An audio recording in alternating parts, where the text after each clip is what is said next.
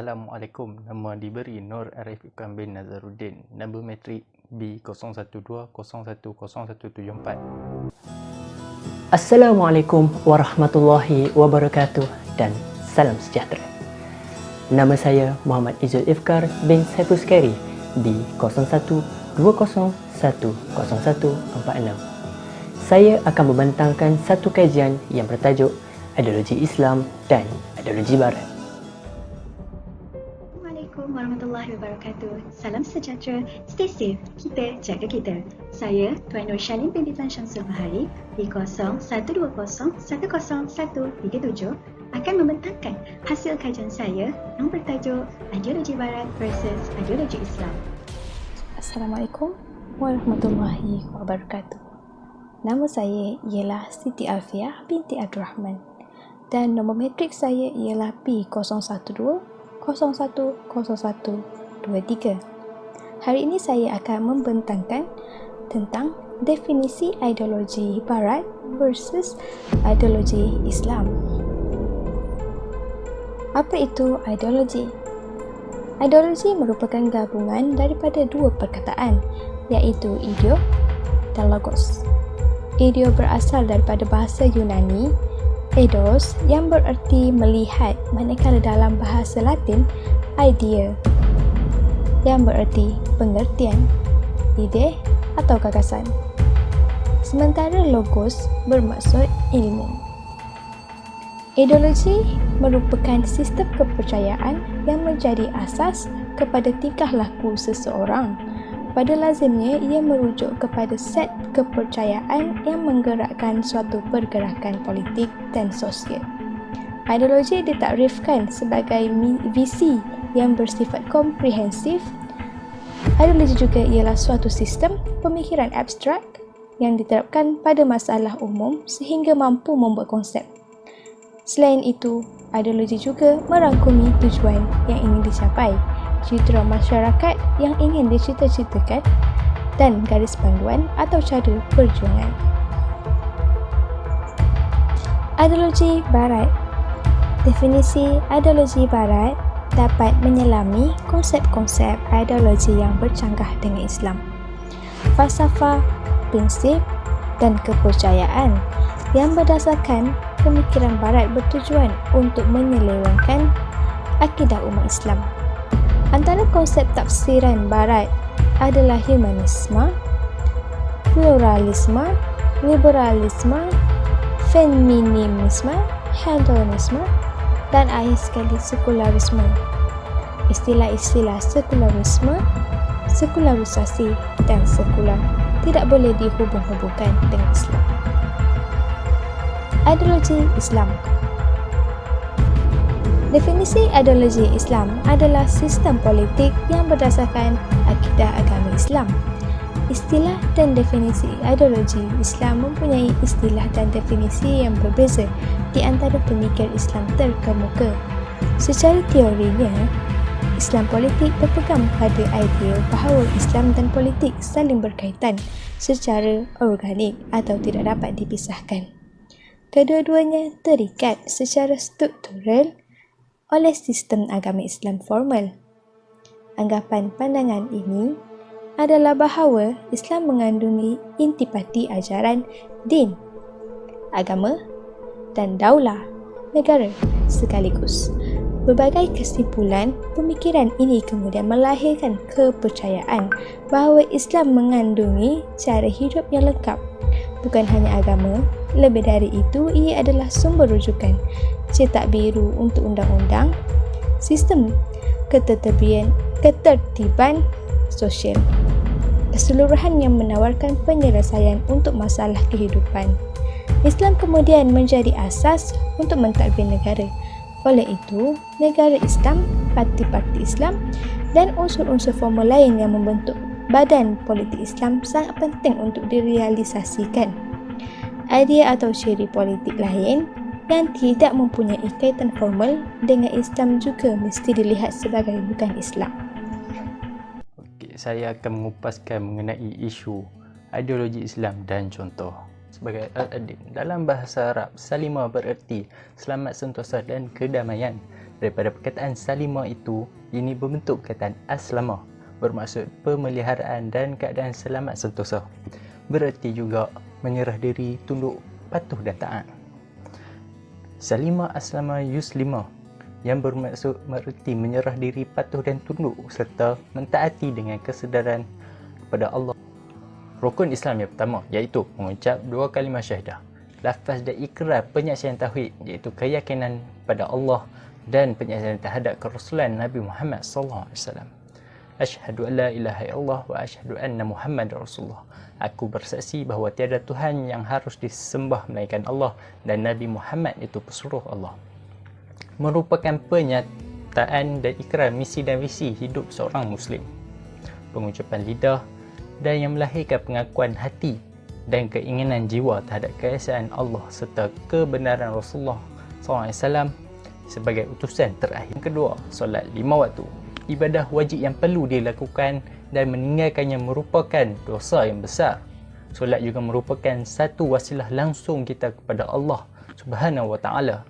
Kita berkomunikasi dengan Allah, melahirkan apa yang dirasai dan difikirkan, sama ada rasa gembira atau sebaliknya. Ketiga, berpuasa di bulan Ramadan.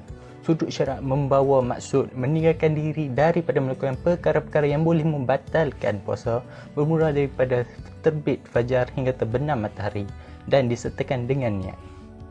Setiap detik sepanjang bulan Ramadan adalah sebaik-baik masa dan sebaik-baik hari di atas muka bumi. Bulan puasa Ramadan adalah satu latihan rohani bagi mendidik jiwa manusia supaya bersabar, bersyukur, sentiasa menuntut diri sesama manusia. 4. Zakat membawa pengertian berkat, tumbuh, suci, bersih. Tujuan zakat ialah untuk menggerakkan ekonomi bagi golongan yang tidak mampu supaya memainkan peranan dalam ekonomi. Selain itu, menyuburkan kegiatan halal dalam aktiviti sosioekonomi untuk Islam dan ahli sunnah wal jamaah. Ajaran akidah yang telah dibawa oleh Rasulullah SAW dan para sahabat baginda telah pun termaktub kemas dalam Al-Quran dan Al-Hadis. Namun, pada ketika itu tiada ada satu kaedah penyampaian akidah yang tersusun dan sistematik. Maka, pada zaman seterusnya, pengajian dan tentang akidah ini telah disusun dengan cara yang lebih sistematik oleh 2 orang ulama yang mahir dalam perkara bidang tersebut, Usuluddin, iaitu Al-Imam Abdul Al-Hasan Al-Ash'ari dan Al-Imam Abu Al-Mansur Al-Maturidi, agar mudah difahami. Contohnya aliran dalam Islam tersebut sejatinya sudah disebut oleh Nabi Muhammad SAW dalam salah satu hadisnya, iaitu kaum muslimin akan bergolong-golong menjadi 73 golongan, yang selamat daripada padanya salah satu golongan, yang lain celaka. Kemudian ditanya oleh sahabat, siapakah yang terselamat itu?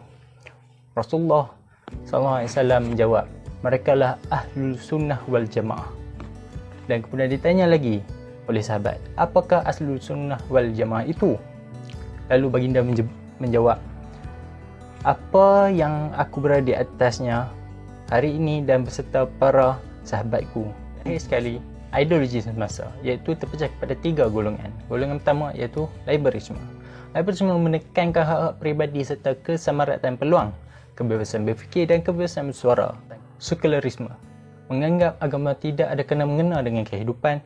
Fahaman ini menganggap agama menyebabkan kemunduran dan yang diberi kesan kepada hidup seorang yang datang daripada akalnya.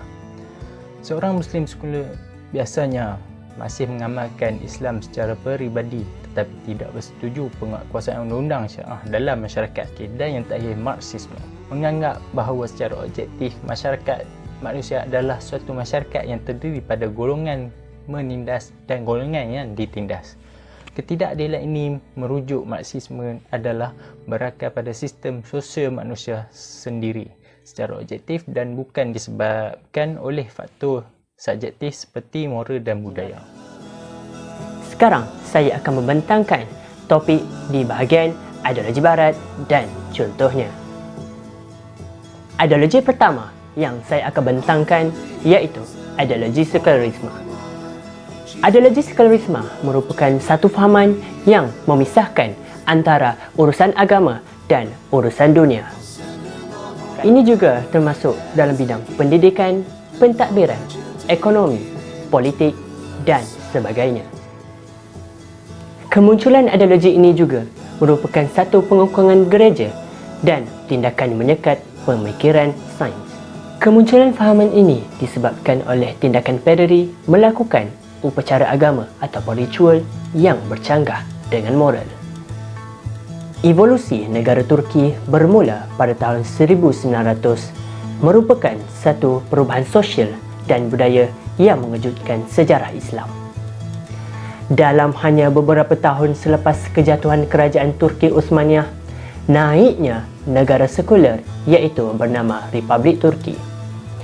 Kesan kejatuhan Empayar Turki Osmaniyah masih lagi dirasai oleh umat Islam hingga kini.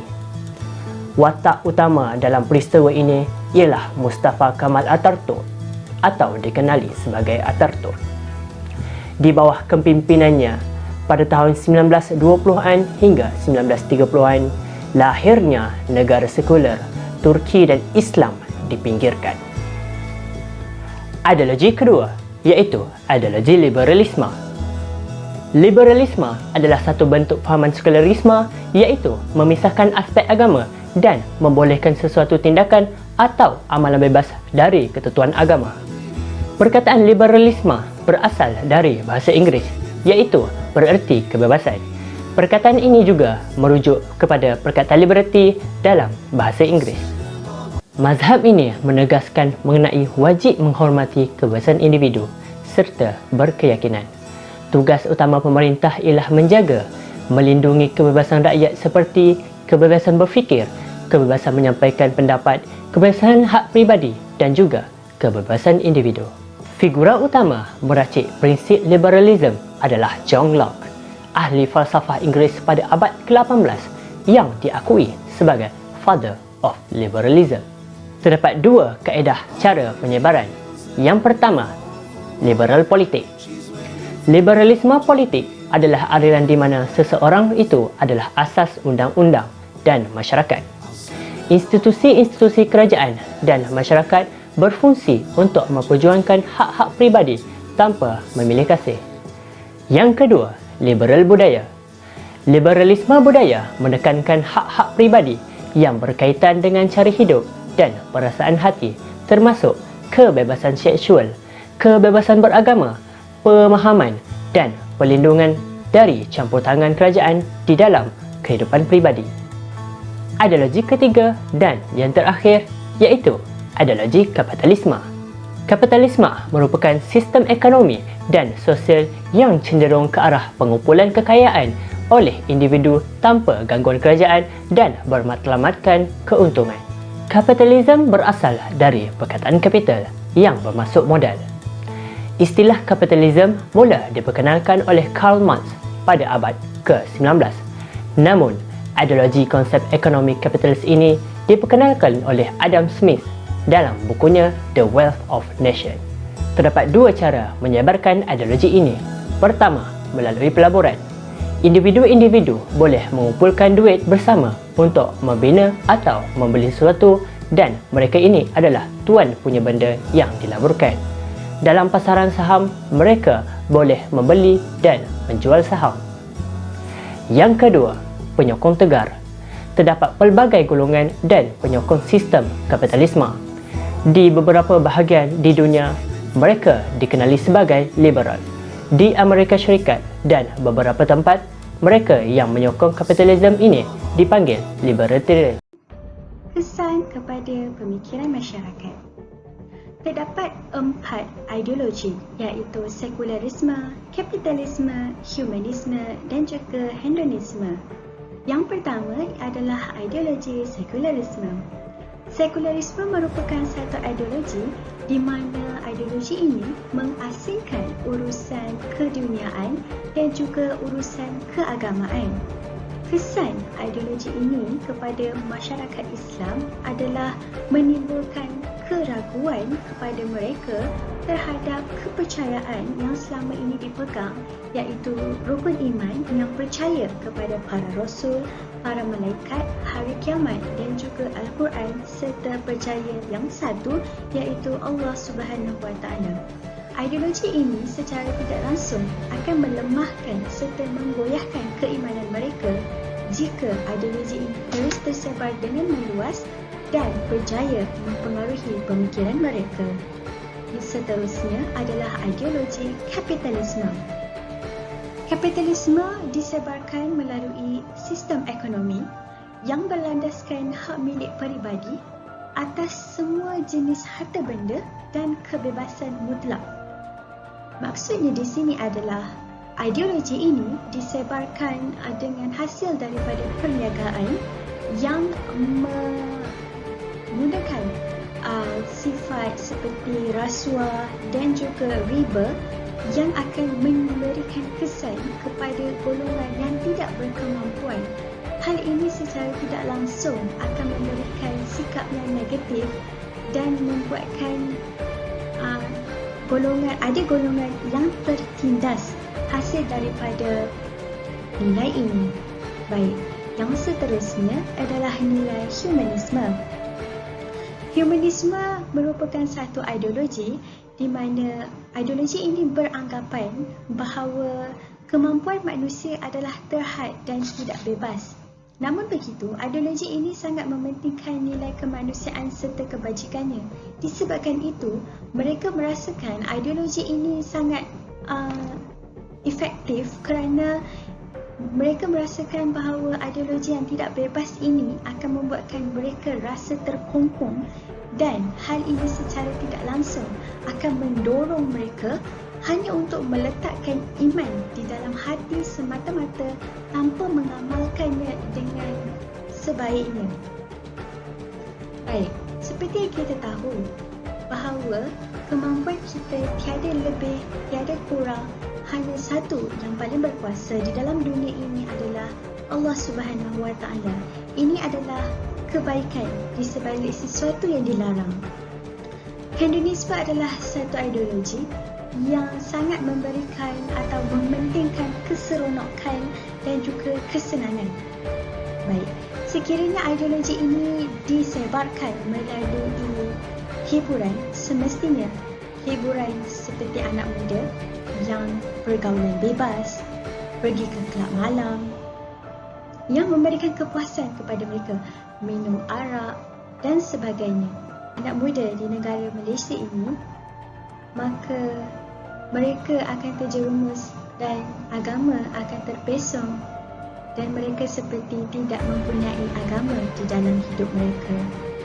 Namun begitu, kita semestinya sentiasa apabila kita telah diajar daripada kecil, apakah itu agama kita, seharusnya kita sentiasa mencari, mengkaji dan sentiasa mengamalkan apa yang telah kita pelajari supaya kita tidak mudah terpengaruh dengan ideologi ini. Kesimpulan daripada kajian ini adalah kita seharusnya menuntut ilmu dengan sumber yang betul, dengan orang yang betul.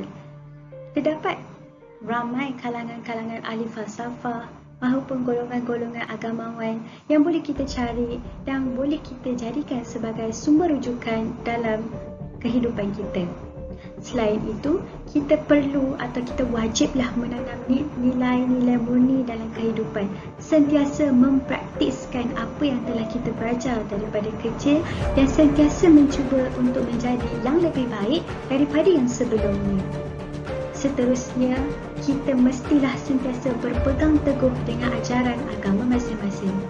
Percayalah bahawa Allah sentiasa memberikan yang terbaik dan sentiasa memberikan ruang ataupun sentiasa membantu hamba-hambanya yang sentiasa memohon.